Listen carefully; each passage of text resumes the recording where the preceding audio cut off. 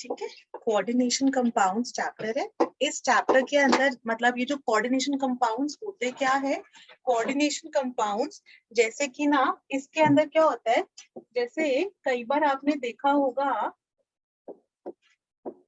ऐसे करके लिखा होता है, स्क्वायर ब्रैकेट्स होते हैं बीच में, जैसे ये जो निकल लिखा है Ni, निकल। निकल हो गया सेंट्रल मेटल एटम। ठीक है, सेंटर में जो है मतलब कोई मेटल का एटम है या आयनिक स्टेट में भी हो सकता है, और उससे कोई इलेक्ट्रॉन पेयर डोनर वो स्पीशीज कनेक्टेड होती है। ठीक है, डोनर एटम्स होते हैं, जैसे कार्बोनिल है उसका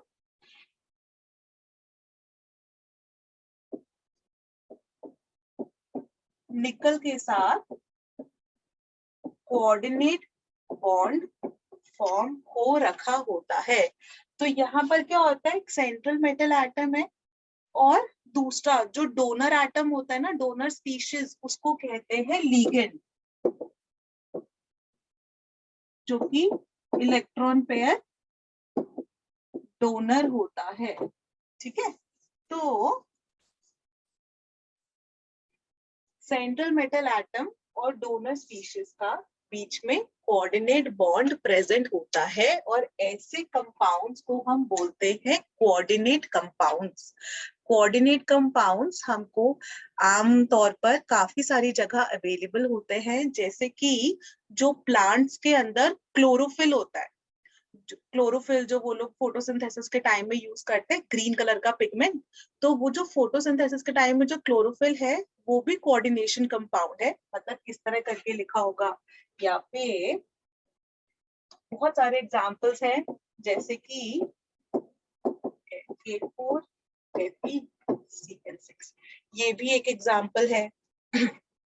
या फिर कॉपर,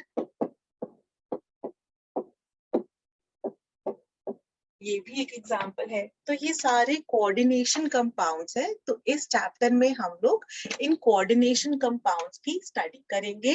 कोऑर्डिनेशन कंपाउंड्स बहुत ही कॉमन है हमारी लाइफ में, जैसे क्लोरोफिल के अंदर क्लोरोफिल भी जो होता है वो भी कोऑर्डिनेशन कॉम्प्लेक्स, इसको कोऑर्डिनेशन कॉम्प्लेक्स या कोऑर्डिनेशन कंपाउंड कहते हैं। उसके अंदर होता है मैग्नीशियम। ठीक है, ये वाला चीज पूछ सकते हैं कि क्लोरोफिल जो है उसमें होता है मैग्नीशियम, जो central metal atom, central metal ion जो है जिसके साथ जो कोऑर्डिनेट बॉन्ड वाले डोनर वाले जुड़े हुए हैं।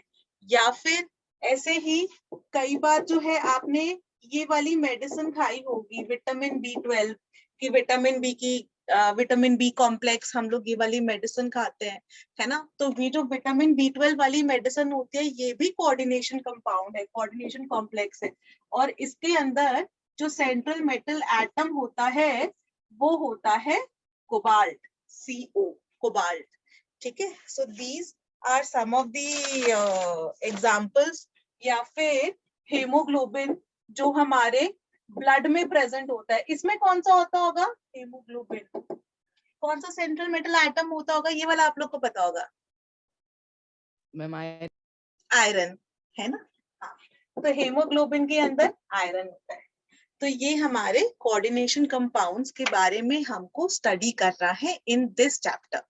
अब कोऑर्डिनेशन कंपाउंड्स के लिए स्टडी करने के लिए इसके अंदर ना सबसे पहले एक साइंटिस्ट आए, वर्नर करके। ठीक है, ये वाली चीज नोट कर लेना, कभी कभी ऐसा पूछ सकता है, क्वेश्चन में आ सकता है कि क्लोरोफिल में मैग्नीशियम है, विटामिन बी कॉम्प्लेक्स में कोबाल्ट है, या फिर हीमोग्लोबिन में आयरन है। ठीक है, ओके, मैं नेक्स्ट पेज पे चल रही हूँ। ओके, तो सबसे पहले ना वर्नर एक साइंटिस्ट थे, उन्होंने वर्नर्स थ्योरी दी। ठीक है, वर्नर एक साइंटिस्ट थे, उन्होंने सबसे पहले जो है वर्नर्स थ्योरी दी, मतलब उन्होंने कोऑर्डिनेशन कंपाउंड्स के लिए स्टडी किया। इस चैप्टर में जो हम लोग पढ़ने वाले हैं, सबसे पहले तो वर्नर्स थ्योरी समझेंगे, और उसके अंदर ना कोऑर्डिनेशन कंपाउंड की हम लोग ना समझेंगे कि कैसे कैसे करके, क्या लीगेंड है, क्या सेंट्रल मेटल एटम है, क्या काउंटर आयंस होते हैं, उसकी किस तरह करके वो एग्जिस्ट करता है, वो सारी चीजें समझेंगे। फिर इनका ना IUPAC वाला नॉमेनक्लेचर बहुत ही इंपॉर्टेंट है। जैसे ऑर्गेनिक केमिस्ट्री के अंदर हम लोग पढ़ते हैं अल्केन एल्केन्स, अल्कोहल्स, इन सबका नॉमेनक्लेचर। तो ऐसे ही इनका नॉमेनक्लेचर का एक लेक्चर लूंगी पूरा का पूरा। उसके बाद जो है इसी के अंदर जो है आइसोमेरिज्म होती है, आइसोमर्स किस तरीके से एग्जिस्ट करते हैं, फिर वैलेंस बॉन्ड थ्योरी होती है। तो वो सारी चीजें हम लोगों ने इस चैप्टर में पढ़नी है। अराउंड 8 to 10 क्लासेस लगेंगी कम से कम, ठीक है। अच्छा, तो सबसे पहले हम शुरुआत कर रहे हैं वर्नर्स थ्योरी से, कि वर्नर ने सबसे पहले इन्होंने स्टडी करा और उन्होंने बोला कि कोई भी जो कोऑर्डिनेशन कॉम्प्लेक्स होगा, कोई भी कोऑर्डिनेशन कॉम्प्लेक्स, जैसे कि जो सबसे इंपॉर्टेंट एग्जांपल इसके अंदर जिसको हम सबसे ज्यादा यूज करेंगे अभी शुरुआत में, CO,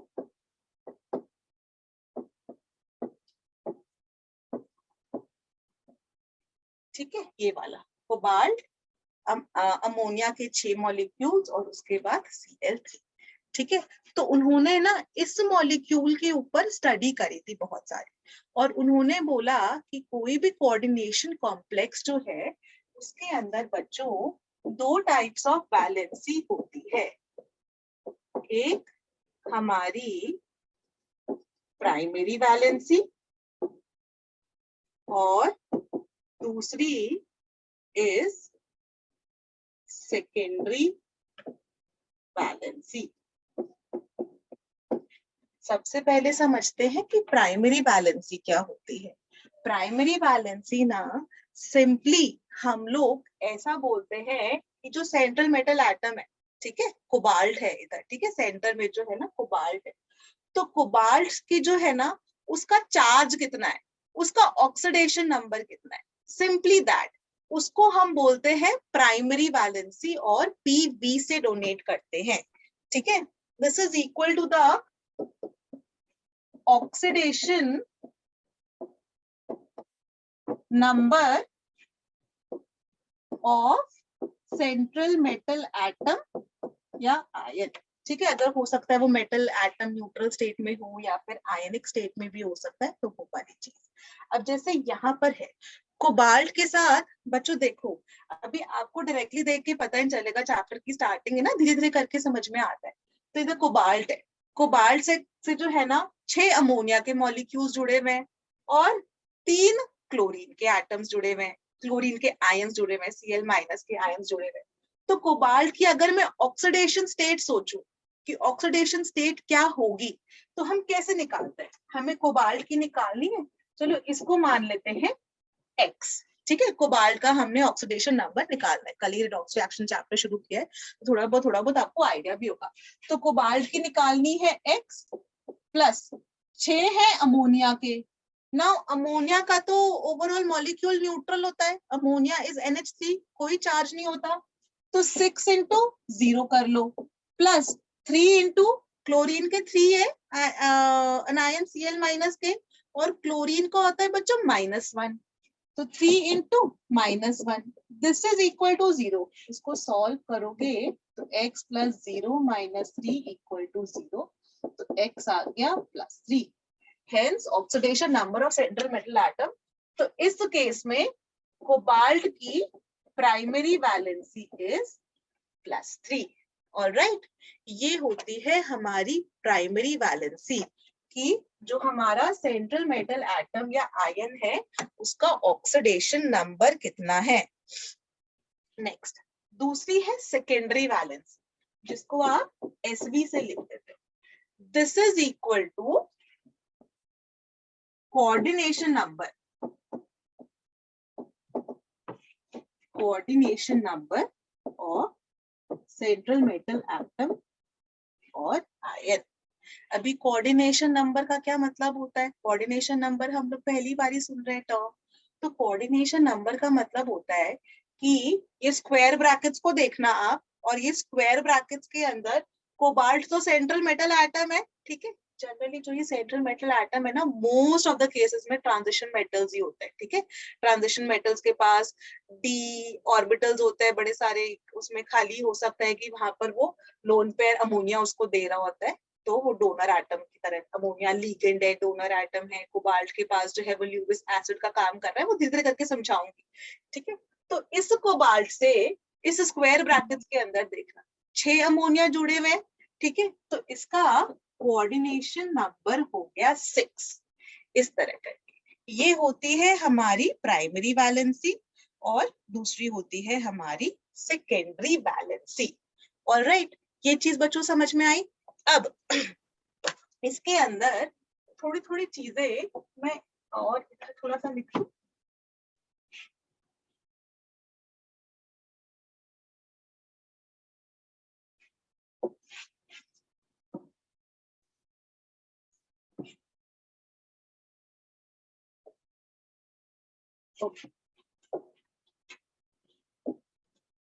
ये जो कोबाल्ट है ना,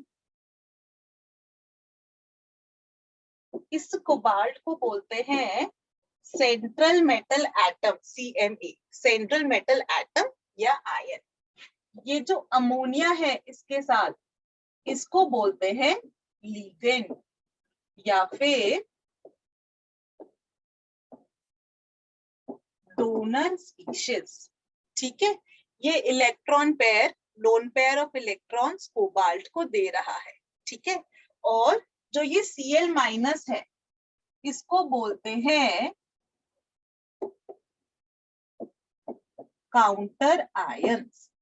ठीक है, तो central metal atom, ligand, donor species जो है हमारी, और इसको बोलते हैं काउंटर आयंस। पहली बात। अब इसमें और इसमें देखना,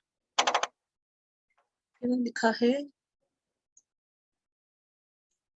हाँ, भावना ने HNQ लिखा है।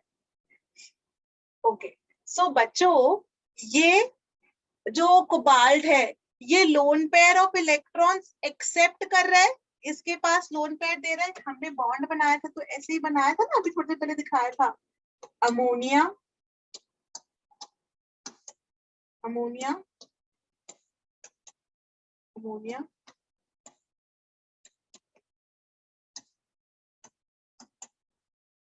कोऑर्डिनेट बॉन्ड है। कोऑर्डिनेट बॉन्ड ऐसा होता है ना, अमोनिया के जो लोन पेयर है, ठीक है, ये दे रहा है इसको, है ना, तो इस तरह करके है। तो इसके पास ये lone pair of electrons accept कर रहा है, तो कोबाल्ट और इसके अंदर सेंट्रल मेटल एटम और इसके अंदर हम इसको बोल सकते हैं ल्यूविस एसिड। एसिड होता है इलेक्ट्रॉन पेयर एक्सेप्टर, और इसको हम बोल सकते हैं ल्यूविस बेस। ठीक है, ल्यूविस एसिड बेस, इस तरह करके होता है। Got it? आई होप सबको समझ में आया हो। ठीक है, आगे बढ़ू। Yes ma'am.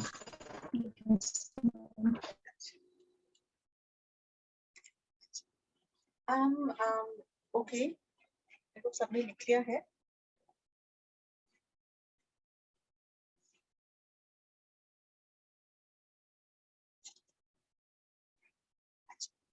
अब जैसे ना यही वाला मॉलिक्यूल था कोबाल्ट, NH3, NH3 के 6 Cl। सो इसके अंदर इसका जो है ना, अमोनिया इज द लिगेंड, और इसको ना आप रिप्रेजेंट करते हो सॉलिड बॉन्ड से, और Cl माइनस जो ये लिखा है, ये जो काउंटर आयंस हैं इनको आप रिप्रेजेंट करते हो डैश्ड बॉन्ड से। ओके, सो इसका स्ट्रक्चर कैसे बनता है? जब हम लोग इसका स्ट्रक्चर बनाते हैं तो कोबाल्ट से 6 अमोनिया जुड़े हुए, NH3, NH3, NH3, NH3, NH3, ऐसे सॉलिड बॉन्ड, सॉलिड बॉन्ड। और वो वाला था डैश्ड बॉन्ड, Cl माइनस, तो आप 3 Cl माइनस बनाना है, कहीं भी बना सकते हो। मेरा मन किया कि मैं यहाँ बना देती हूँ Cl माइनस, Cl माइनस, एक मैंने यहाँ बना दिया। तो इस तरह कर कर बुक्स में रिप्रेजेंट किया होता है. ओके.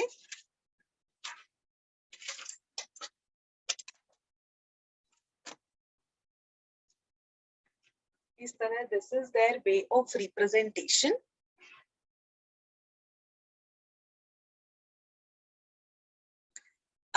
मैं आगे बढ़ रही हूँ. मैं डेफिनेशन लिखना भूल गई थी, तो मैं कोऑर्डिनेशन कंपाउंड की डेफिनेशन लिख रही हूँ इधर. Coordination compounds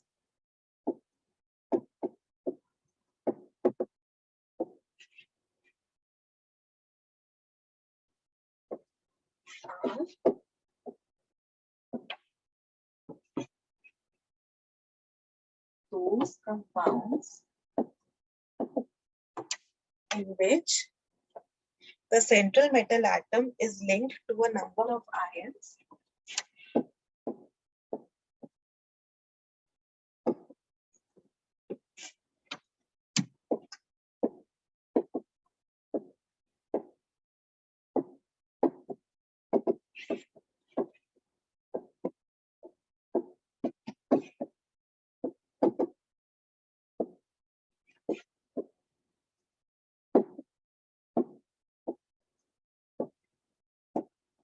is linked to a number of ions or neutral molecules by coordinate bonds.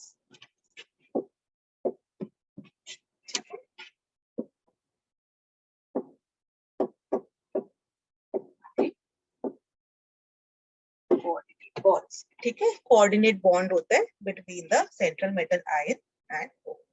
तो जैसे अभी एक दो एग्जांपल्स और लिख देती हूँ. अगर मैंने निकल टेट्राकार्बोनेट, जनरली जो सेंट्रल मेटल एटम होता है ना, जनरली वो मोस्ट ऑफ द केसेस में ट्रांजिशन मेटल ही होता है. और यहाँ पर CO देखने में आप सोच रहे हो कि कार्बन मोनोऑक्साइड है, लेकिन हम उसको कार्बन मोनोऑक्साइड नहीं बोलते, इसको बोलते हैं कार्बोनिल. इसको CO को बोलते हैं कार्बोनिल. ठीक है ना. तो ये अपना है लिगेंड. ठीक है. तो यहाँ पर हमारा सेंट्रल मेटल एटम, लिगेंड, इन दोनों के बीच में कोऑर्डिनेट बॉन्ड्स है. यहाँ पर इसके 4 है, तो इसका कोऑर्डिनेशन नंबर हो गया 4. ठीक है. कोऑर्डिनेशन नंबर इस केस में, इन दिस पर्टिकुलर केस, अपना कोऑर्डिनेशन नंबर हो गया 4. ठीक है. और यहाँ पर कोई भी काउंटर आयंस प्रेजेंट नहीं है. और मैं लिख देती हूँ. वैसे ना आप कोऑर्डिनेशन नंबर का बच्चों फॉर्मूला भी होता है. जो कोऑर्डिनेशन नंबर है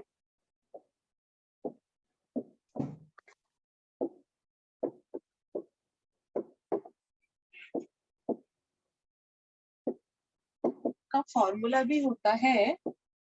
this is equal to number of ligands into density of the ligand. ठीक है. Number of ligands into density of the ligand.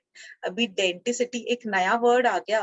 देखो, वो समझाने से पहले डेंसिटी अभी मैं समझाऊंगी. आज की क्लास में हम लोग धीरे धीरे ही कर रहे हैं. सो बच्चों, कोऑर्डिनेशन नंबर, जैसे इधर निकल टेट्राकार्बोनिल है, तो कार्बन मोनोऑक्साइड में ना एक ही डोनर एटम है, तो उस केस में इसका कोऑर्डिनेशन नंबर इज 4.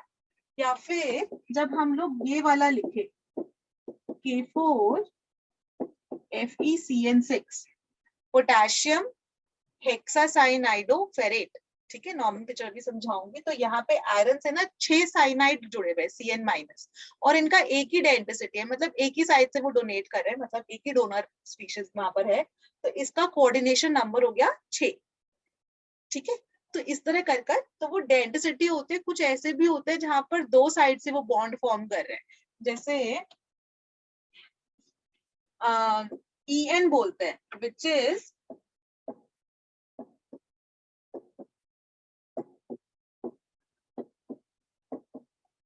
ये ना हमारा लीगेंड है. लीगेंड है.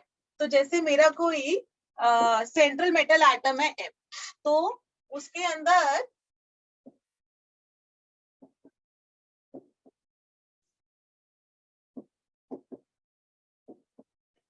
ये जो इसका नाम है इथेन 1,2 डायमीन, ठीक है ना, इस पे भी NH2 है, इस पे भी है, तो इथेन 1,2 डायमीन, या फिर इसको इथाइलिन डायमीन भी बोलते हैं।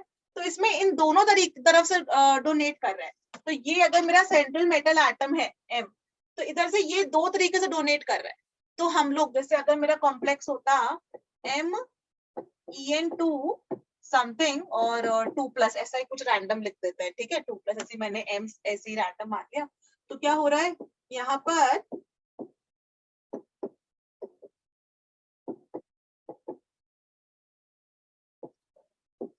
तो इस केस में कोऑर्डिनेशन नंबर कितना हो जाता, देखने में लग रहा है कि EN होता है ये वाला इथेन 1,2 डायमीन, इसको हम बोलते हैं EN, ठीक है। तो देखने में लग रहा है कि इसके दो हैं, लेकिन हर EN जो इथाइलिन डायमीन है उसके दो दो वो कोऑर्डिनेट बॉन्ड फॉर्म कर रहा है ना, एक इस नाइट्रोजन से एक इस नाइट्रोजन के लोन पेयर से, इधर वाला भी इस नाइट्रोजन के लोन पेयर से और इस नाइट्रोजन के लोन पेयर से। तो इस केस में कोऑर्डिनेशन नंबर कितना होगा, number of ligands into density. तो दो लिगेंड्स है, एक ये वाला और एक ये वाला, इनटू डेंसिटी, मतलब दो साइड से वो डोनेट कर रहे हैं एक बारी में। तो इस केस में कोऑर्डिनेशन नंबर हो जाता है 4। तो ऑफ कोर्स इसके अंदर जैसे साइनाइड जो हमने पिछले एग्जाम्पल में देखा, साइनाइड की तो डेंसिटी ना 1 ही होती है, या फिर और कौन से एग्जाम्पल्स थे पीछे, कार्बोनिल की भी डेंसिटी 1 ही होती है। तो इस केस में तो कोऑर्डिनेशन नंबर 4, इस केस में कोऑर्डिनेशन नंबर 6, इस केस में कोऑर्डिनेशन नंबर 4, ठीक है। लेकिन जब भी EN हुआ इथाइलिन डायमीन, तो उस केस में कोऑर्डिनेशन नंबर अपना थोड़ा ज्यादा हो जाएगा, मतलब क्योंकि वो बाइडेंटेट लिगेंड है, कि मतलब वो दो जगह से डोनेट कर रहा है, ठीक है, उसको बोलते हैं डेंसिटी। और इस बारे में क्योंकि अभी आपको नहीं पता है कौन से लिगेंड की क्या डेंसिटी होती है, तो एक टेबल बनाकर मैं वो पूरा का पूरा लिखूंगी। ऑलराइट, क्लियर बच्चों? Yes, आगे ma'am. बढ़ो धीरे धीरे करके ना। अब हम ना इसके अंदर टर्म्स सीखेंगे कि क्या क्या टर्म्स होती है, क्या क्या हम यूज करते हैं। जैसे अभी मैं लिगेंड वर्ड यूज किया, काउंटर आयंस यूज किया, उन सब की धीरे धीरे करके हम लोग डेफिनेशन समझेंगे, ठीक है। तो सबसे पहले हेडिंग डालो टाइप्स ऑफ कॉम्प्लेक्सेस। किस टाइप के कोऑर्डिनेशन कॉम्प्लेक्सेस होते हैं। सबसे पहले वाले को हम बोलते हैं कटायनिक कॉम्प्लेक्स।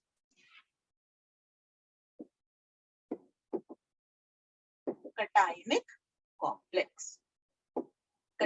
कॉम्प्लेक्स वो जिसके अंदर जो हमारा स्क्वायर ब्रैकेट्स में जो कॉम्प्लेक्स है ना, it is carrying a positive charge, for example है कोबाल्ट NH6+3, या फिर निकल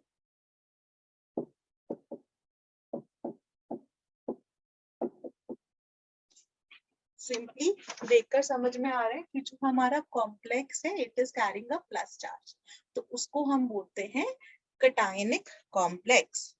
ऐसे ही दूसरा होता है नंबर 2 पे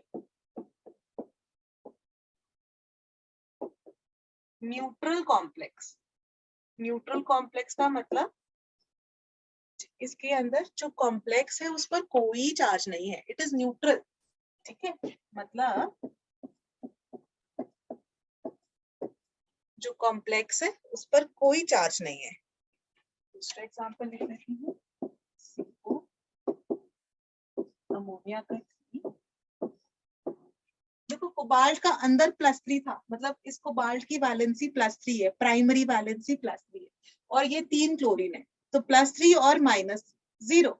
तो जो ओवरऑल कॉम्प्लेक्स है, जो स्क्वायर ब्रैकेट्स में जो लिखा होता है उसको कॉम्प्लेक्स कहते हैं, उसका चार्ज 0 है, तो उसको हम बोलते हैं न्यूट्रल कॉम्प्लेक्स।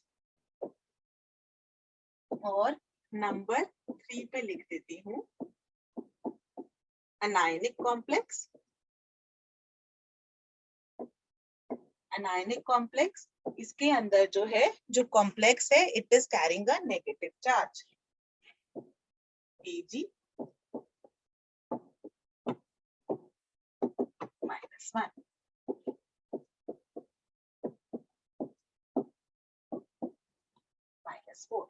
तो जो हमारा कॉम्प्लेक्स है it is carrying a negative charge, तो उसको हम बोलते हैं अनायनिक कॉम्प्लेक्स।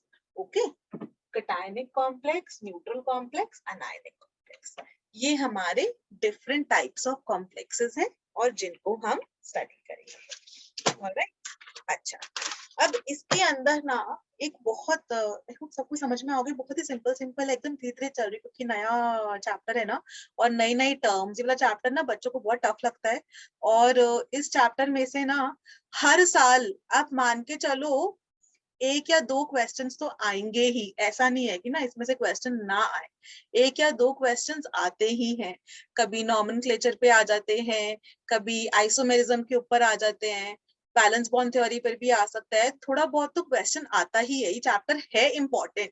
ठीक है, तो इस चैप्टर के अंदर अभी मैं सिंपल सिंपल टर्म्स समझा रही हूँ। आज की क्लास एकदम बेसिक इंट्रो जैसी रखेंगे कि धीरे धीरे करके समझ में आए कि वाली स्पीशीज एग्जिस्ट कैसे करती है, कैसे ये डिफरेंट है बाकी मॉलिक्यूल से, सिंपल एकदम वाली चीज समझेंगे।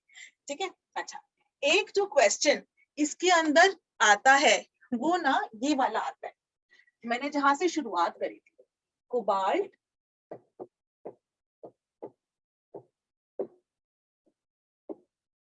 ठीक है, कोबाल्ट का भी नहीं, कॉपर का।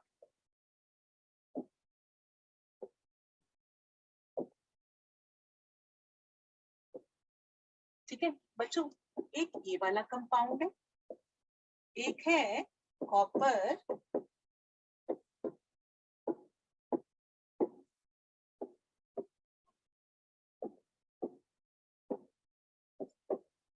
सो आप ऑब्जर्व करोगे कि कॉपर का कोऑर्डिनेशन नंबर हमको 6 मेंटेन करके रखना है।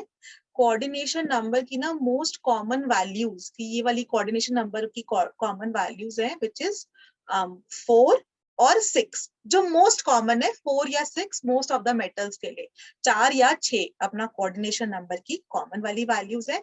बट उसके अलावा 2, 3, 5, 7, 8 वो भी एग्जिस्ट करती है, बट मोस्ट कॉमन है 4 और 6। बाकी के नंबर जो भी बचे ना 4 और 6 के अलावा, 2, 3, 5, 7, 8, 8 तक, ठीक है, 8 से ज्यादा नहीं, तो 2, 3, 5, 7, 8 वो वाली भी एग्जिस्ट कर लेती है। ठीक है, मोस्ट कॉमन है 4 और 6। तो आप देखोगे हर बारी में कंसिस्टेंटली 6 कोऑर्डिनेशन नंबर वाला बना रही हूँ और ना स्टेबल होता है। ठीक है, ज्यादा एग्जिस्ट करने की पॉसिबिलिटी है।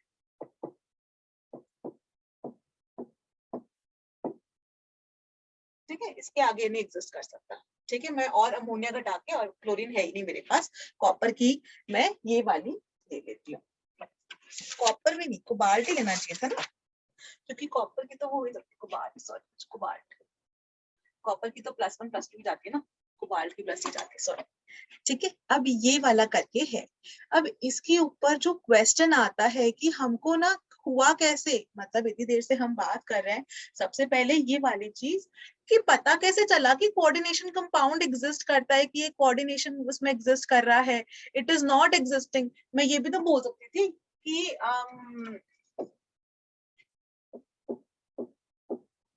और बाकी के अमोनिया के वो है 4, 5, 3 कितने भी ले लो, जैसे 6 अमोनिया के हैं।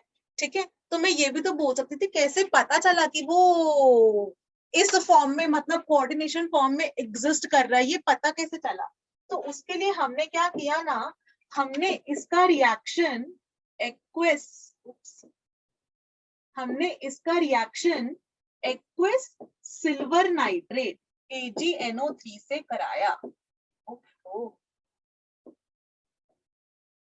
हमने इसका रिएक्शन एक्विस सिल्वर नाइट्रेट से कराया।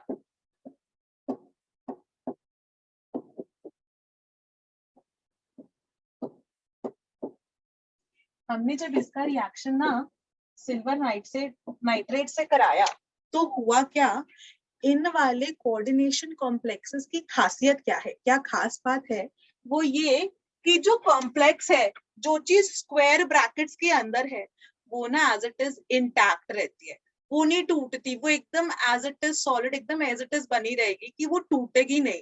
जब भी हम इसको एक्वस AgNO3 से या किसी भी चीज से रिएक्ट करवाते हैं ना, फिर सॉल्यूशन में भी डालते हैं पानी के अंदर, तो वो आयंस में बनना चाहिए। तो जो बाहर के काउंटर आयंस है, जैसे यहाँ पर 3 chloride ion Cl minus ions counter ions है, वो ही पार्टिसिपेट करेंगे रिएक्शन में, या फिर ये पूरा का पूरा कॉम्प्लेक्स एज अ होल। ये कॉम्प्लेक्स के अंदर की जो स्पीशीज है ना, वो नहीं टूटती, वो पार्टिसिपेट नहीं करती रिएक्शन के अंदर। तो इस केस में क्या हुआ, जब मैंने इसको एक्सेस ऑफ, यहाँ पे सब जगह लिख लो कि एक्सेस ऑफ AgNO3 से ट्रीट करवाया, ठीक है। सो फर्स्ट केस में क्या हुआ, ये खूब सारा एक्सेस ऑफ AgNO3 था, जो ये है ये टूटा कैसे, ये टूटा ऐसे कि ये बन गया कोबाल्ट NH36 +3 और ये बन गया 3Cl माइनस, और ये आपस में रिएक्ट कर कर बना लिए इस केस में 3AgCl। और जो सिल्वर क्लोराइड होता है ना, उसका व्हाइट कलर का प्रेसिपिटेट होता है, मैं यहाँ पे लिख देती हूँ। AgCl जो होता है उसका व्हाइट कलर का प्रेसिपिटेट होता है, AgBr का पेल येलो कलर का प्रेसिपिटेट होता है, और AgI का डार्क येलो का कलर का प्रेसिपिटेट होता है। White precipitate, pale yellow, dark yellow colour का प्रेसिपिटेट। तो हमने क्या पाया कि जब हमने एक्सेस ऑफ AgNO3 लिया, तो AgNO3 तो हमने बहुत सारा ले लिया, ठीक है, खूब सारा सफिशिएंट मात्रा में प्रेजेंट है, तो वो जो है ना, ये बाहर के जो 3 क्लोरीन थे, इनके साथ रिएक्ट करके 3 AgCl ही बने, हमको AgCl के जो मॉलिक्यूल्स मिले वो 3 ही मिले। नेक्स्ट, अभी दूसरे केस में देखो, इस केस में क्या हुआ, काउंटर आयंस जो है ये 2 Cl है, और यहाँ पे लिख देती हूँ प्लस, बचा हुआ क्या है CO अमोनिया के 6 प्लस, ठीक है, और इसके नाइट्रेट आयंस, नाइट्रेट आयंस लिखते हैं, NO3 माइनस। अच्छा, इस केस में किया, अभी देखो देखने में लगता है ये Ag बाहर के तो 2 क्लोराइड Cl माइनस लेगा ही, अंदर का भी ले सकता है, लेकिन अंदर वाले को नहीं लेता, वो पार्टिसिपेट नहीं करता AgCl बनाने में। तो यहाँ पर ना इस केस में बाहर के 2 क्लोरीन है, तो वो 2 ही AgCl बनाएगा, प्लस जो अंदर का जो कॉम्प्लेक्स था कोबाल्ट +2, ये एज इट इज इंटैक्ट रहेगा। और यहाँ पे मैंने +2 के लिखा क्योंकि अंदर ये एक आ रखा है। ये सबको समझ में आया ना कि यहाँ पर +2 होगा और वहां पर कॉम्प्लेक्स का चार्ज +3 होगा, correct? Yes ma'am. Okay, good, thank you. ठीक है, ऐसे ही यहाँ पर कितने मोल्स ऑफ AgCl बनेंगे थर्ड केस में? 1। Very good. तो यहाँ पर हमारा बन जाएगा इस केस में, पहले AgCl के लिख देती हूँ, 1 mole of AgCl plus CO NH34 Cl2 +1 charge, और यहाँ पर नो रिएक्शन। जबकि यहाँ पर हमें अंदर दिख रहे हैं, कॉम्प्लेक्स के अंदर दिख रहे हैं 3 क्लोराइड आयंस, पर वो Ag के साथ रिएक्ट नहीं कर सकते। दिस प्रूव्स कि कोऑर्डिनेशन कॉम्प्लेक्स की फॉर्म में एग्जिस्ट कर रहा है, और हमको ये भी समझ में आया इससे कि जो बाहर जो है, जो काउंटर आयंस है, वो ही पार्टिसिपेट करेंगे रिएक्शन के लिए, जो अंदर का कॉम्प्लेक्स है ना, वो एज इट इज रहता है, वो टूटता नहीं है। ऑलराइट, अब एक और चीज मुझे बतानी थी इधर से, मैं क्या जो लिख रखा है उसको मैं इरेज कर सकती हूँ बच्चों? थोड़ा सा राइट हैंड साइड का मुझे इरेज करना है। Yes ma'am. ठीक है, एक मिनट लिख लूं, मैं पानी पी लेती हूँ, अगर किसी ने बाई चांस नहीं लिखा हो तो कल लिख लूं।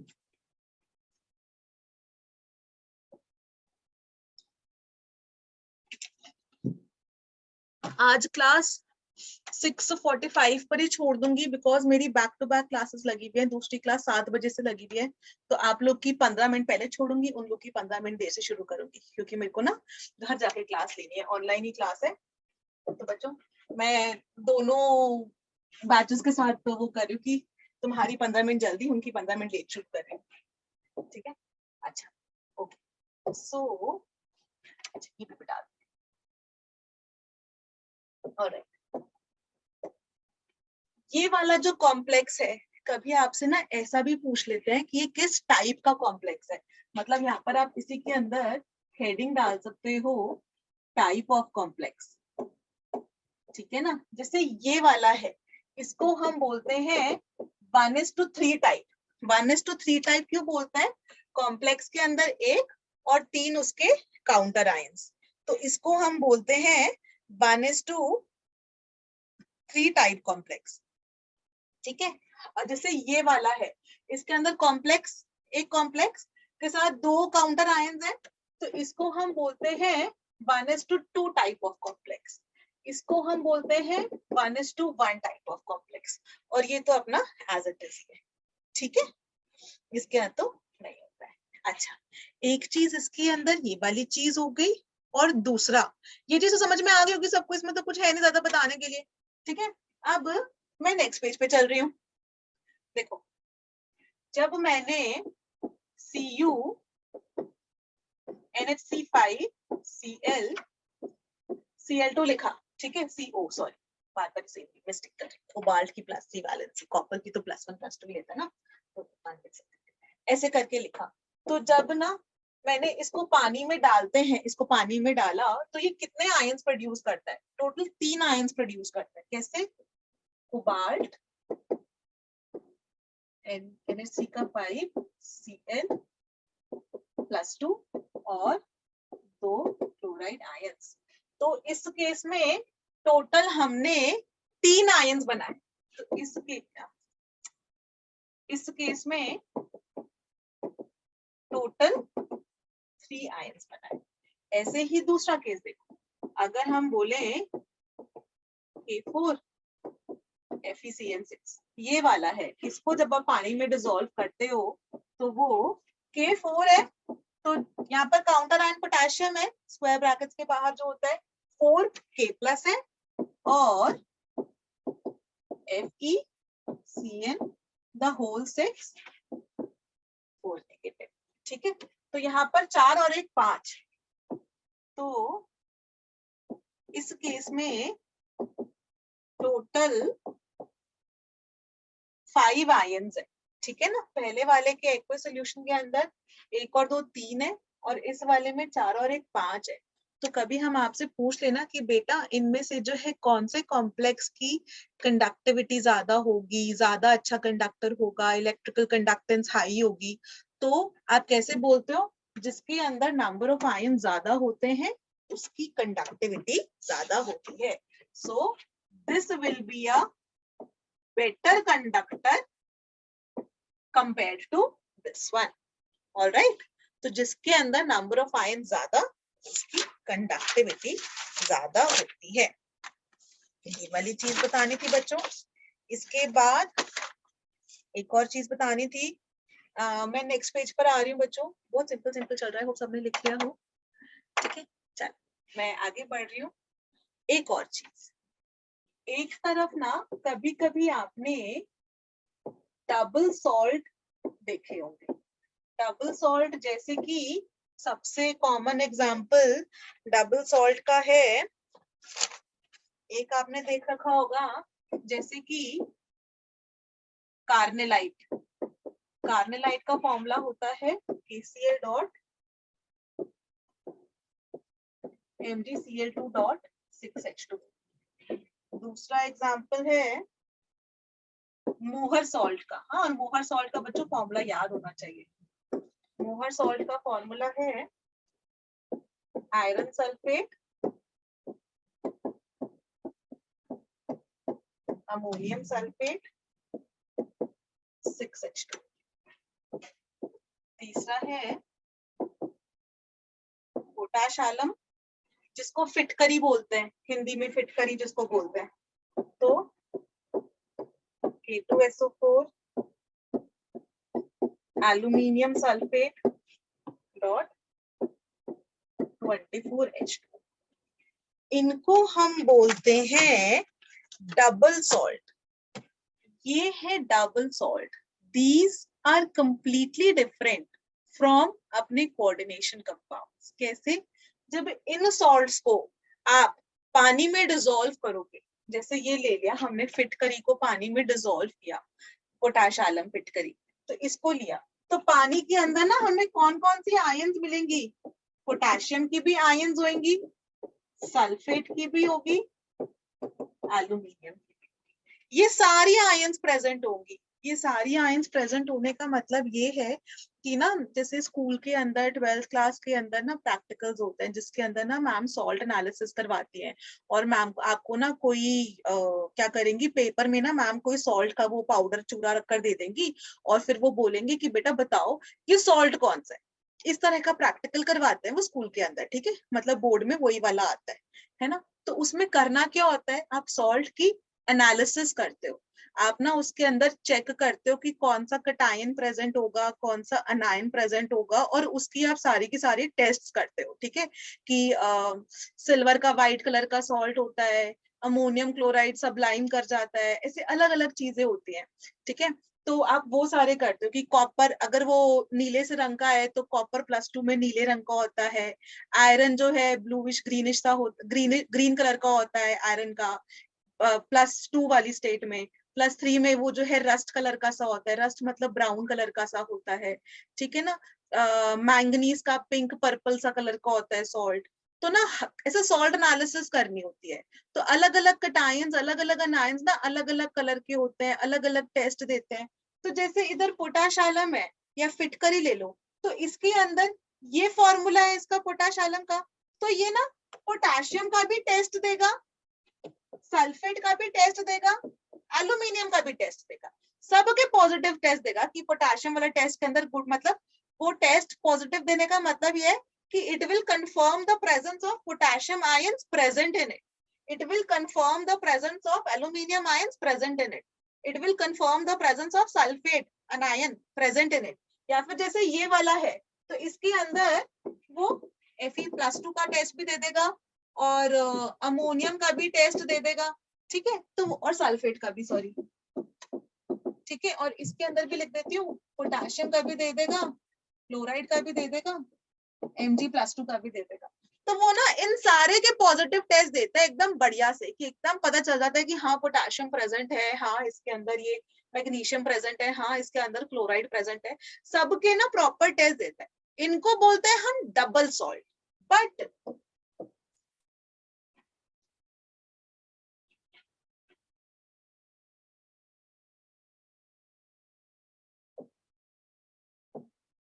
दूसरी तरफ होते हैं कोऑर्डिनेशन कंपाउंड्स।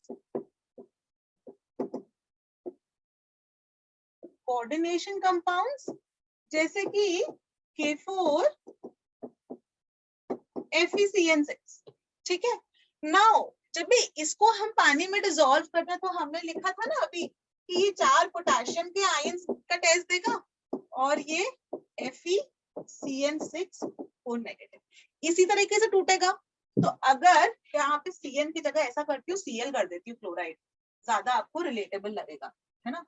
तो यहाँ पर मैं Cl लिख देती हूँ, Cl, ठीक है, क्लोरीन वाला Cl-, ठीक है। तो ये जब भी हमने पानी के अंदर डिसॉल्व किया, तो पोटेशियम आयंस दिए और FeCl6 4 नेगेटिव वाला दिया। अब इस केस में ये जो टेस्ट देगा ना, पोटेशियम का देगा या फिर FeCl6 4 नेगेटिव इसका देगा। अब इसका आयरन का टेस्ट करने जाओगे ना, तो वो नहीं देगा। क्यों? क्योंकि आयरन जो है इसके साथ कोऑर्डिनेट बॉन्ड में बिजी है पूरा का पूरा, ये पूरा का पूरा complex as it is exist करता है, ये टूटता नहीं है पानी के अंदर। इसके अंदर क्या था, वो पूरा का पूरा अपने कटायंस आयंस में टूट जाता है। इस केस में ये नहीं टूटता है, ठीक है। अगर आप Cl- का टेस्ट करने जाओगे, तो वो Cl- का टेस्ट नहीं देगा, सिर्फ पोटेशियम का देगा या फिर इस पूरे के पूरे का देगा। ये डिफरेंस होता है डबल सॉल्ट में और कोऑर्डिनेशन कंपाउंड्स में, ठीक है। डबल सॉल्ट के अंदर क्या होता है कि वो जब भी हम लोग जो है ना उसको पानी में डिसॉल्व करते हैं, तो वो पूरा का पूरा डिसोसिएट हो जाता है इनटू आयंस, पूरा का पूरा डिसोसिएट हो जाएगा। लेकिन जो कोऑर्डिनेशन कंपाउंड है वो उस तरह करके वो डिसोसिएट नहीं होता है। कॉम्प्लेक्स जो है ना, वो coordination complex as it is exist करता है, ठीक है। क्लियर, कोऑर्डिनेशन कंपाउंड और डबल सॉल्ट बच्चों आप लोग को समझ में आ गया।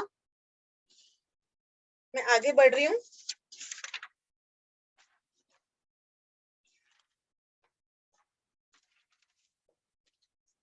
ओके, अब ना इसके अंदर आई होप सबको क्लियर हो। अब हम इसके अंदर कुछ इंपॉर्टेंट टर्म्स पढ़ेंगे, ठीक है। सो अभी हेडिंग डाली बच्चों important terms.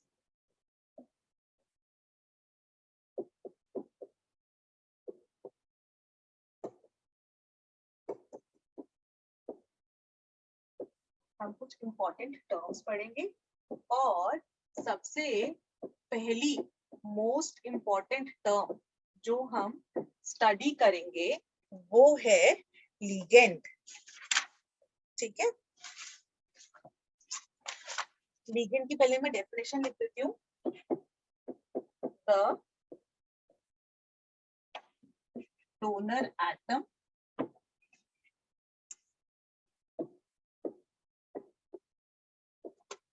molecules or anions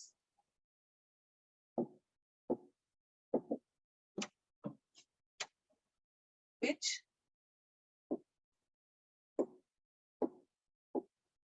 donate a pair of electrons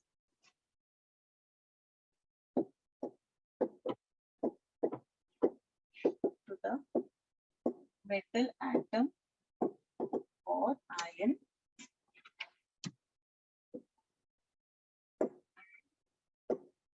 form a coordinate bond,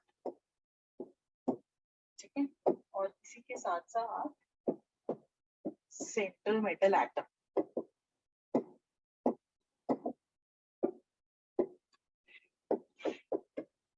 और आयन, इसकी भी डेफिनेशन लिख देती हूँ।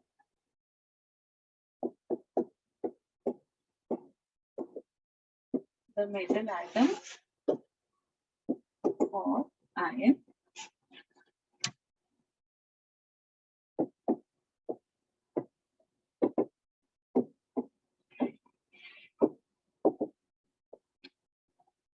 which is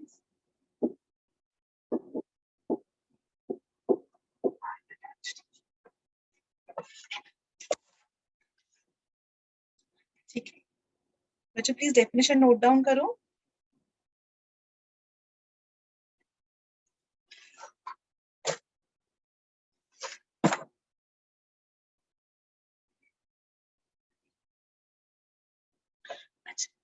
ठीक है, लीगेंड जो कि इलेक्ट्रॉन्स डोनेट कर रहा है, सेंट्रल मेटल एटम या आयन जो कि इलेक्ट्रॉन पेयर एक्सेप्ट कर रहा है, ठीक है।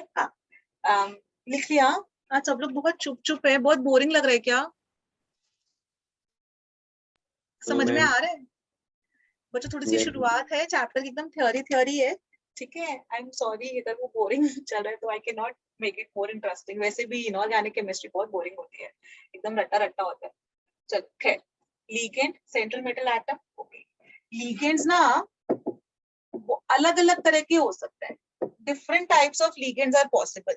जैसे कुछ लीगेंड्स मतलब डोनर एटम्स हैं, एक तरह से इसको मैं लिख सकती हूँ इलेक्ट्रॉन पेयर डोनर, या फिर कभी कभी वो ल्यूविस बेस भी हो जाता है, नॉट ऑलवेज, 99% केसेस में होता है but not always.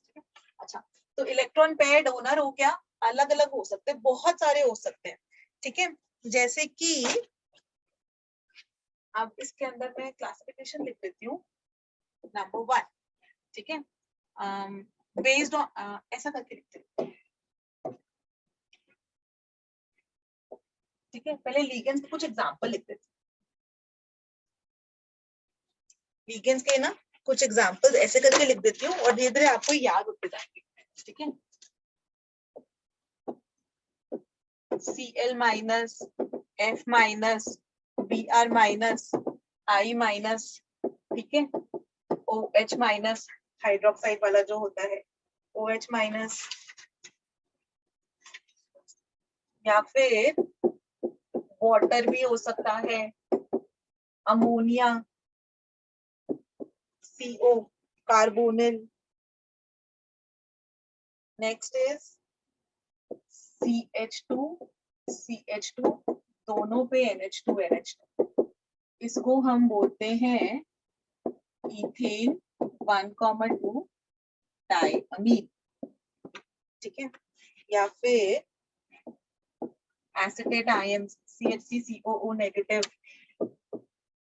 CN minus,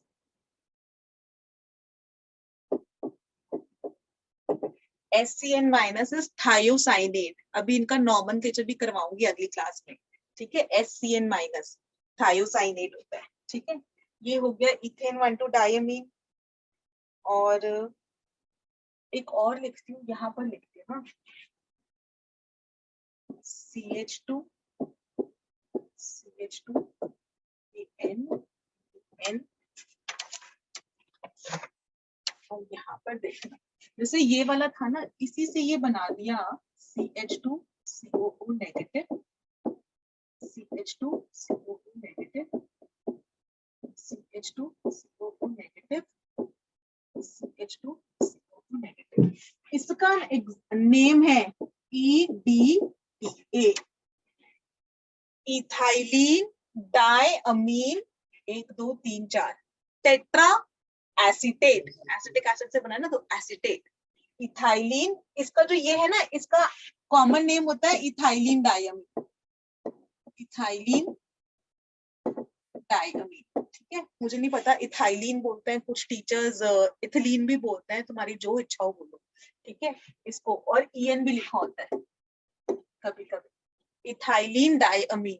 तो इसी से ना हमने ये बनाया है EDTA, ये वाला EDTA वेरी इंपॉर्टेंट, बहुत कॉमनली यूज होता है। Ethylene diamine 2 nitrogen, tetra acetate, EDTA very commonly used. These are some of the examples of ligands. Ma'am triacetate भी होता है। क्या फिर से बोल बच्चे प्लीज? ट्राई टेट्रा एसिटेट नाम लिख देती हूँ, इथाइलिन डाइअमीन टेट्रा एसिटेट। अभी इन सबको हम डिटेल में भी स्टडी करेंगे जब भी नॉमेनक्लेचर पढ़ेंगे। तो अभी बस मैं थोड़ा थोड़ा सा जो है ना एक इंट्रो जैसा कर रही हूँ ना, जैसे शुरू में जैसे एक ये चीजें हमने पढ़नी है ऐसे करके बता रही हूँ, डिटेल में स्टडी करेंगे। ये कुछ एग्जांपल्स मैंने दिए कि जो कि नेगेटिवली चार्ज लिगेंड्स है, -1 -1 -1 -1 थायोसाइनेट सब पे नेगेटिवली चार्ज है। ये जो है OH माइनस भी नेगेटिवली चार्ज है। Water, ammonia, carbonyl neutral ligands हो गए, ठीक है। ये वाला भी न्यूट्रल लिगेंड है, ये वाला नेगेटिवली चार्ज हो गया। अच्छा, डेंटिसिटी की बात करें, डेंटिसिटी मतलब कि कितनी उसके पास साइट्स है जहां से वो इलेक्ट्रॉन पेयर डोनेट कर सकता है। डेंटिसिटी मतलब कितनी साइट, इलेक्ट्रॉन पेयर डोनर वाली साइट, जगह जहां से वो loan pair of electron donate कर सकता है। तो इसके पास सिर्फ एक है, एक है, एक है, एक है। अगर मतलब डेंटिसिटी को मैं हरे रंग से लिख रही हूँ, तो इसकी डेंटिसिटी 1, इसकी डेंटिसिटी 1, डेंटिसिटी 1, डेंटिसिटी 1, डेंटिसिटी 1, इसकी भी 1, इसकी भी 1, इसकी भी 1, इसकी भी 1। देखो अब जैसे वाटर की बात करें, इसके पास 2 लोन पेयर ऑफ इलेक्ट्रॉन्स है, लेकिन एक ही डोनेट करता है, ठीक है। तो डेंटिसिटी 1, ऐसे मत बोलना कि 2 लोन पेयर है मैम, दोनों को दोनों डोनेट करेंगे, नहीं, एक ही डोनेट करता है। डेंटिसिटी 1, डेंटिसिटी 1, डेंटिसिटी 1, यहाँ पर, हाँ यहाँ पर तो जो भी डेंटिसिटी 1 होते हैं ना, उसको बोलते हैं यूनिडेंटेट या मोनोडेंटेट। वो भी लिखाऊंगी अभी, बस अभी समझा रही, ठीक है। यहाँ पर डेंटिसिटी 2 है तो बाइडेंटेट, 2 डेंटिसिटी है, ठीक है। और यहाँ पर भी डेंटिसिटी 1। इस केस में 1 2 नाइट्रोजन की साइड से जाएगा, 2 नाइट्रोजन, और इधर इधर इधर इधर, टोटल इस केस में EDTA में डेंटिसिटी हो गई 6। तो 1 भी हो सकती है डेंटिसिटी, 2 भी हो सकती है, 3 डेंटिसिटी भी हो सकती है जिसको ट्राइडेंटेट या टरडेंटेट कहते हैं, 4 भी हो सकती है डेंटिसिटी जिसको टेट्राडेंटेट कहते हैं, पेंटाडेंटेट भी हो सकती है, और हेक्साडेंटेट EDTA का भी आपने एग्जाम्पल देखा, इथाइलिन डायमीन टेट्रा एसिटेट। तो ये अलग अलग तरीके से लिगेंड्स होते हैं और अब इन लिगेंड्स को हम लोग क्लासिफाई करेंगे। ओके, चल अब मैं नेक्स्ट पेज पे चलती हूँ। आई होप सबने लिख लिया हो, ठीक है। नेक्स्ट,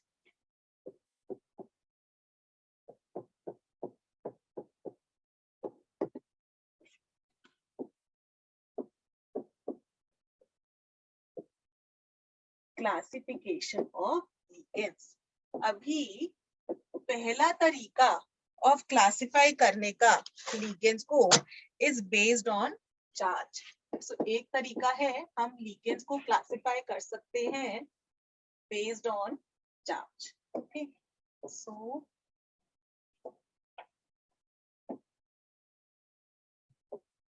बेस्ड ऑन चार्ज आप कैसे क्लासिफाई कर सकते हो?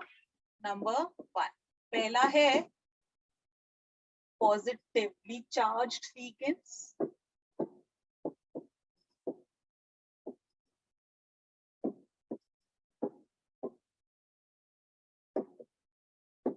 neutral ligands,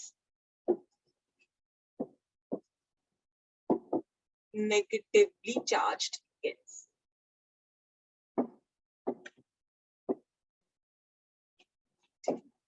positively charge ligands का एग्जाम्पल है NO प्लस, और जो NO प्लस है ना उसको हम बोलते हैं नाइट्रोसोनियम। नाइट्रोसोनियम, ठीक है, हाँ, nitrosonium.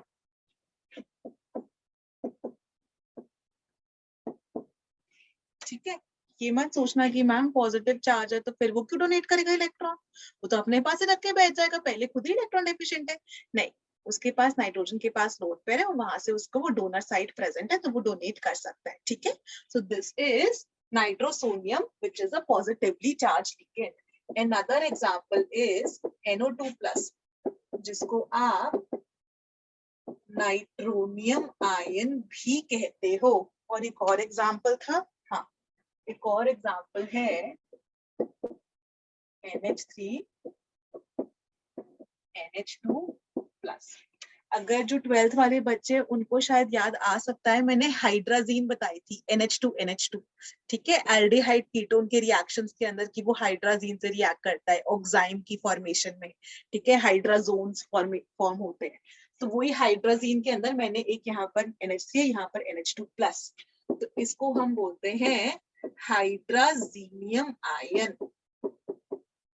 All of these are positively charged ligands, सारे के सारे positively charged ligands।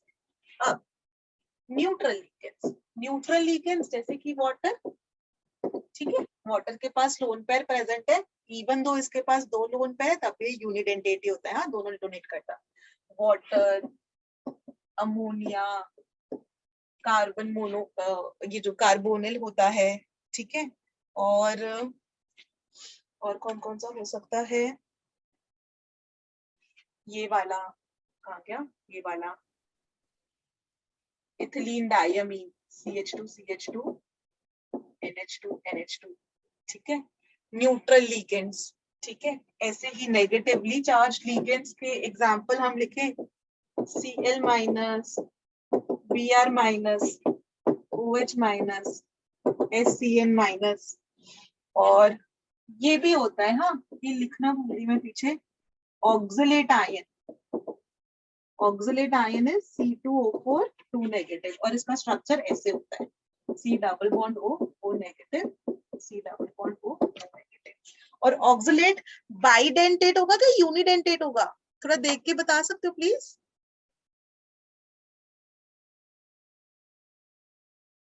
Ma'am bidentate है ना, क्योंकि 2 नेगेटिवली वो है, दोनों साइड से डोनेट कर सकते हैं। Very good, thank you. ठीक है, तो ये कुछ हमारी क्लासिफिकेशन थी of ligands based on their charge, positively charge, negatively charge और neutral.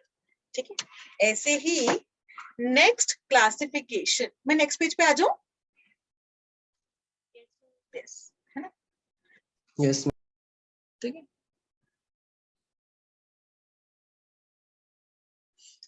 Okay. So another classification is based on denticity. ठीक है, तो हम लोग दूसरा तरीका क्लासिफाई करने का इज बेस्ड ऑन डेंटिसिटी। तो सबसे पहला है यूनिडेंटेट बोलते हैं उसको, या फिर मोनोडेंटेट। ठीक है, डेंटिसिटी का मतलब क्या होता है? डेंटिसिटी का मतलब सिंपली होता है कि उसके पास कितनी साइट्स अवेलेबल हैं इलेक्ट्रॉन पेयर डोनेट करने की। ठीक है, और इनके मैं एग्जांपल्स लिख रही हूँ।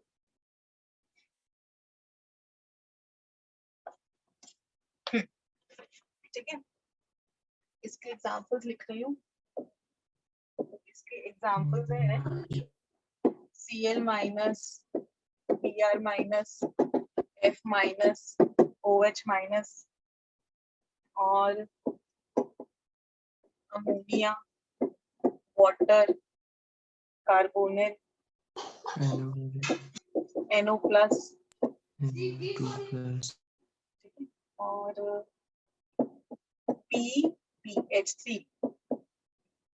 ये है ट्राइफिनाइल फॉस्फीन, मतलब जो फॉस्फोरस है।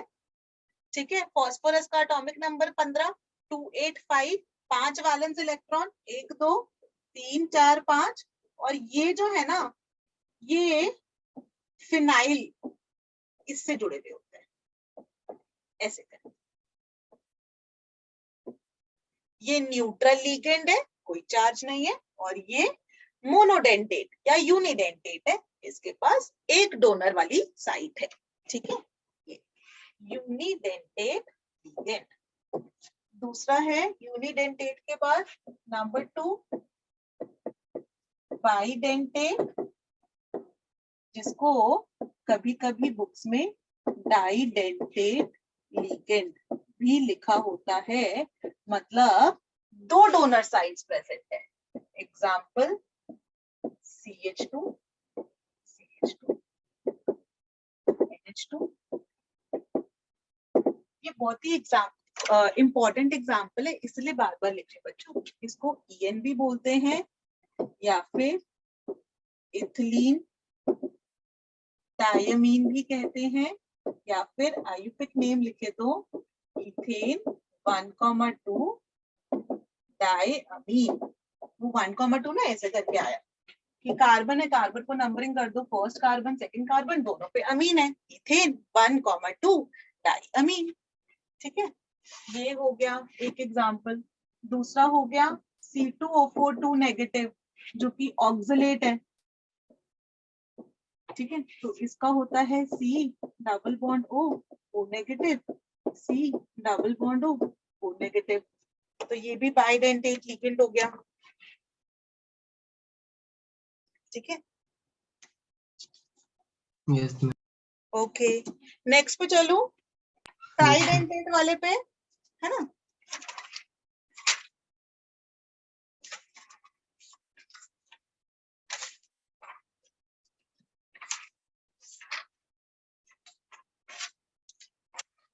Okay, number 3 tridentate ligand. Tridentate ligand के अंदर हम बना देते हैं ऐसे।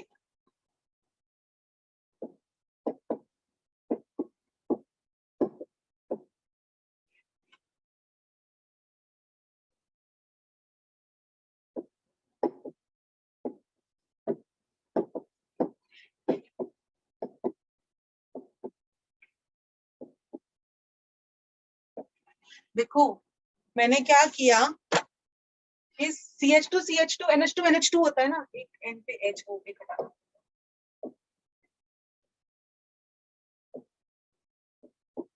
है ना, ये नाइट्रोजन की तो 3 ही वैलेंसी होती है ना, है ना। तो देखो ये CH2 CH2 NH2 था, इसका जो यहाँ पे NH2 था उसका एक हाइड्रोजन हटा के उसकी जगह CH2 CH2 NH2 लगा दिया। सो इसके पास 3 डोनर साइट्स हो गई, तो इसको बोलते हैं ट्राइडेंटेट लिगेंड। और इसको ना कई बार आपको जो बुक में लिखा होगा ना, इसका नाम लिखा होगा डाइईन, ऐसे करके लिखा होगा। तो वो डाइईन पता है क्यों लिखा है? वो डाइईन इसलिए लिखा है, एक तो ये ट्राइडेंटेट लिगेंड है क्योंकि 3 डोनर साइट्स है पहली बात, और इसको किताब के अंदर DIEN डाइईन ऐसे लिखा होता है क्योंकि इसके पास डाई मतलब 2 और इसके पास 2 ये वाले ग्रुप है, इथिलीन वाला ग्रुप है, इसलिए डाई। ठीक है, और यहीं पर मैं ना दूसरा एग्जांपल फिर आपको उससे और समझ में आ जाएगा। अगर टेट्राडेंटेट होता, ठीक है, टेट्राडेंटेट लिगेंड मतलब 4 डोनर साइट्स, ठीक है, टेट्राडेंटेट लिगेंड का मैं बनाती हूँ, तो उसका मैं यहीं पर ऐसे बना देती हूँ, NH2 CH2 CH2 NH CH2 CH2 NH CH2 CH2 कितने हो गए? 1 2 3 4।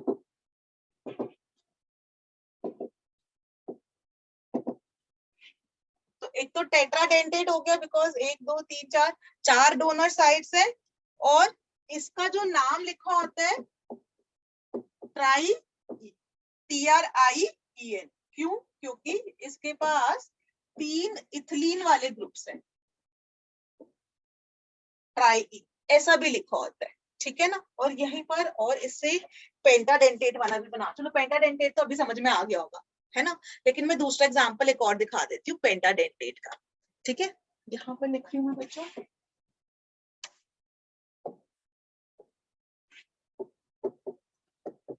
पेंटाडेंटेट मतलब इसकी डेंटिसिटी है 5 जगह से डोनेट कर रहा है, ठीक है। सो यहाँ पर मैं एग्जांपल ले रही हूँ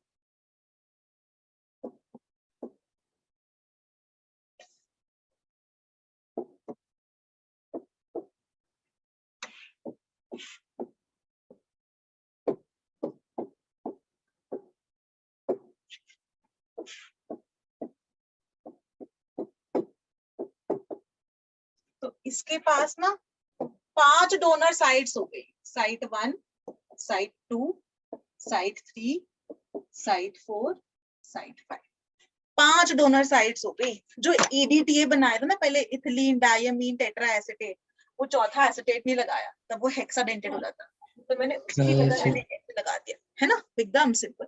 और यहीं पर थोड़ा सा जगह लेकर मैं हेक्साडेंटेट भी बना देती हूँ, और नंबर 6 पे हेक्साडेंटेट एग्जाम्पल EDTA, और उसका स्ट्रक्चर हो गया ऐसे CH2 CH2 N N CH2 COO negative CH2 COO negative CH2 COO negative CH2 COO negative, और इसके पास 6 डोनर साइट्स हैं, 1 2 3 4 5 6।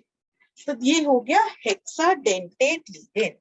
ये थी अपनी classification of ligands based on denticity, ठीक है। अच्छा बच्चों, इसके बाद एक होता है एम्बीडेंटेट लिगेंड, ठीक है। वो वाली चीज मैं नेक्स्ट क्लास में करूंगी, क्या अभी कर देती फटाफट से, जल्दी से नोट डाउन करो, मेरी 7 बजे से दूसरी क्लास है जिसको मैंने ना डिले कर रखा है बच्चों, कि 7 बजे वाले बच्चों को बोला है कि 7:15 से होगी क्लास, नोटेड ना। तो उसके लिए मुझे घर जाकर ऑनलाइन क्लास लेने, तो मुझे आधा घंटा लगता है इधर स्टूडियो से ना अपने घर पहुंचने में, मैं मिटा रही हूँ, ठीक है, मतलब मैं नेक्स्ट पेज पे चल रही हूँ, क्लास लिख रही हूँ फटाफट से, ठीक है। अनदर तरीका इज, मतलब वो जो डेंटिसिटी के बेसिस पर मोनोडेंटेट बाइडेंटेट ऐसा ट्राइडेंटेट पढ़ा हमने, ऐसे ही हमारा है एम्बीडेंटेट। एम्बीडेंटेट का मतलब होता है उसके पास 2 डोनर साइट्स अवेलेबल है, ठीक है, 2 डोनर साइट्स अवेलेबल है, 2 डोनर साइट्स अवेलेबल है, but donates from only one side at a time, एक बारी में एक ही जगह से डोनेट करता है। जैसे कि NO2 नेगेटिव, तो एक बार तो मैं इसको ऐसे करके कर सकती हूँ कि N की साइड से डोनेट कर रहा है, ठीक है, और दूसरा मैं लिख सकती हूँ M को N डबल बॉन्ड को नेगेटिव। एक बार ये नाइट्रोजन की साइड NO2 माइनस है, ठीक है, नाइट्राइट NO2 माइनस, तो वो एक बार तो नाइट्रोजन की साइड से डोनेट कर रहा है, एक बार ही ऑक्सीजन की साइड से डोनेट कर रहा है, तो वो उसके पास दो दो साइड अवेलेबल है, कभी किसी से करेगा कभी किसी से करेगा, तो उसको हम बोलते हैं एम्बिडेंटेट, ठीक है। तो इसको ना हम लोग नाइट्राइट। ऐसे ही दूसरा एग्जांपल इज इसका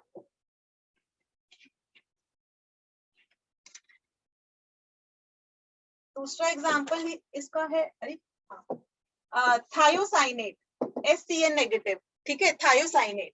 कभी तो वो सल्फर की साइड से डोनेट करेगा और कभी वो नाइट्रोजन की साइड से डोनेट करेगा, ठीक है, कभी सल्फर की साइड से डोनेट करेगा और कभी नाइट्रोजन की साइड से डोनेट करेगा, ठीक है। तो उसको हम बोलते हैं एम्बिडेंटेट लिगेंड, और उसको हम जब भी नाम लिखते हैं तो हम लोग स्पेसिफाई करते हैं कि नाइट्राइट N तो नाइट्रोजन की साइड से डोनेट कर रहा है, नाइट्राइट O तो ऑक्सीजन की साइड से डोनेट कर रहा है, नाइट्राइट S या नाइट्राइट N थायोसाइनेट के लिए। तो नॉमेनक्लेचर में वो एकदम अच्छे से हम लोग स्पेसिफाई करते हैं, ठीक है। ये था अपना ये डेंटिसिटी। कल की क्लास में थोड़ा सा और डिस्कस करके we will be studying IUPAC का nomenclature of the coordination compounds, ठीक है। चलो